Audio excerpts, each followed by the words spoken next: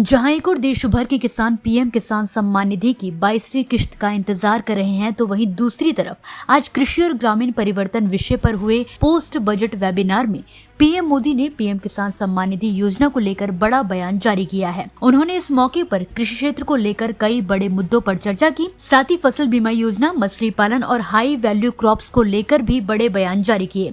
चलिए आपको सुनाते हैं कि इस वेबिनार में पीएम मोदी ने और किन अहम मुद्दों को लेकर चर्चा की। हमारी सरकार ने कृषि सेक्टर को लगातार मजबूत किया है। करीब 10 करोड़ किसानों को 4 लाख करोड़ रुपए से अधिक की पीएम किसान सम्मान निधि मिली है। एमएसपी में हुए रिफॉर्म से अब किसानों को 1.5 गुना तक रिटर्न मिल रहा है। इंस्टीट्यूशनल क्रेडिट कवरेज 75% से अधिक हो चुका है। पीएम फसल बीमा योजना के तहत लगभग 2 लाख करोड़ रुपए के क्लेम सेटल किए गए हैं। ऐसे अनेक प्रयासों से किसानों का रिस्क बहुत कम हुआ है और उन्हें एक बेसिक इकोनॉमिक सिक्योरिटी मिली है। इससे कृषि क्षेत्र का आत्मविश्वास भी बढ़ा है।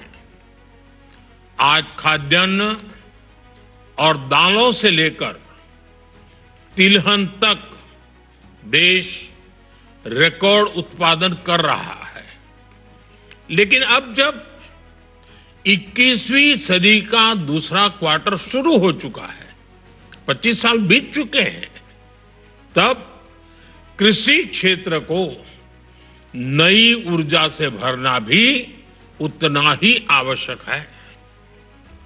इस साल के बजट में इस दिशा में नए प्रयास हुए हैं।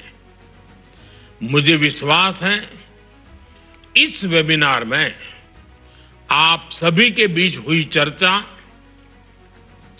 इससे निकले सुझाव बजट प्रावधानों को जल्द से जल्द जमीन पर उतारने में मदद करेंगे।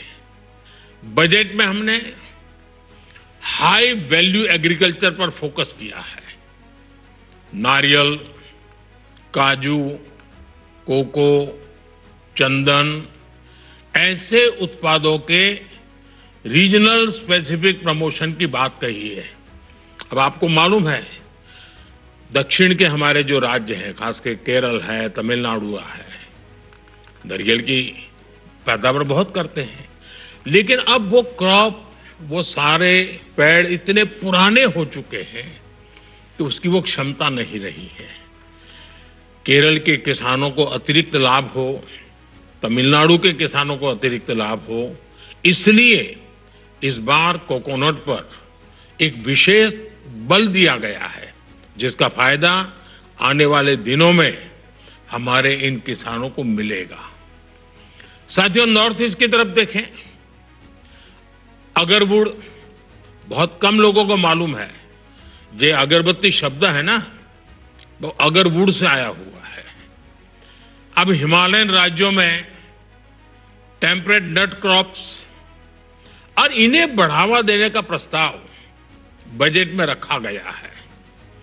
जब एक्सपोर्ट ओरिएंटेड प्रोडक्शन बढ़ेगा तो ग्रामीण क्षेत्रों में प्रोसेसिंग और वैल्यू एडिशन के जरिए रोजगार सृजन होगा।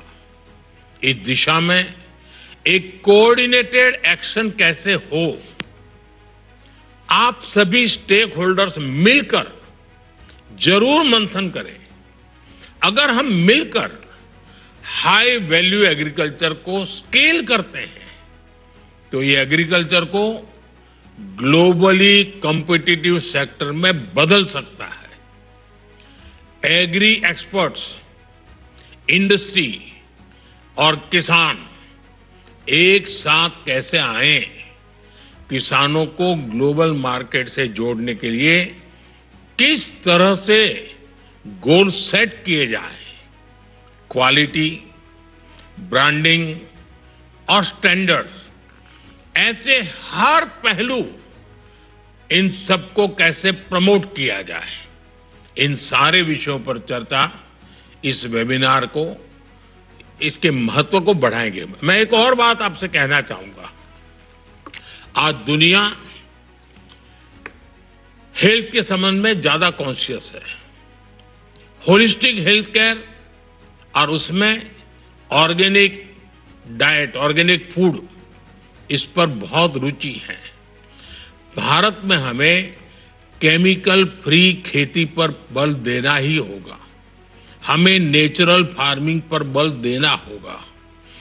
नेचुरल फार्मिंग से, केमिकल फ्री प्रोडक्ट से दुनिया के बाजार तक पहुंचने में हमारे लिए एक राजमार्ग बन जाता है।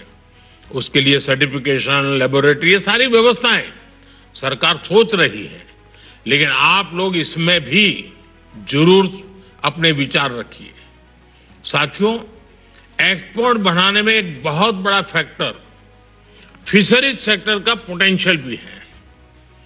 भारत दुनिया का दूसरा सबसे बड़ा मछली उत्पादक देश भी है। आज हमारे अलग अलग तरह के जलाशय, तालाब, ये सब मिलाकर लगभग 4 लाख टन मछली उत्पादन होता है, जबकि इसमें 20 लाख अतिरिक्त उत्पादन की संभावना मौजूद है। अब विचार कीजिए आप, 4 लाख टन से हम अतिरिक्त 20 लाख टन जोड़ दें तो हमारे गरीब मछुआरे भाई बहन हैं, उनकी जिंदगी कैसी बदल जाएगी। हमारे पास रूरल इनकम को डाइवर्सिफाई करने का अवसर है। फिशरीज एक्सपोर्ट ग्रोथ का बड़ा प्लेटफॉर्म बन सकता है। दुनिया में इसकी मांग है और इस दिशा में भी हम सबको मिलकर काम करना है। और आप आज जो मंथन करेंगे उसके लिए, उस कार्य के लिए रास्ता बनेगा। अगला स्टेशन आपकी मनचाही मंजिल खुशहाली है। खुशहाली के दरवाजे चारों ओर से खुले रहेंगे। किसान इंडिया के साथ यात्रा करने के लिए आपका धन्यवाद।